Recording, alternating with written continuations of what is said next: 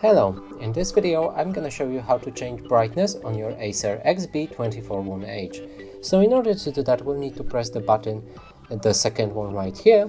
Now go for the same button, and from here press this button and go for the brightness with these arrows right here. So we're pressing the second button to go down and the third button to go up. We're going for brightness.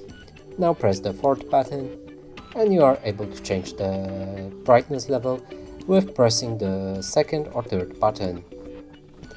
Now we're increasing it, and now we can decrease it like that. And that's it for this video. Hope you like it. Please consider subscribing to our channel, leave a like and a comment below.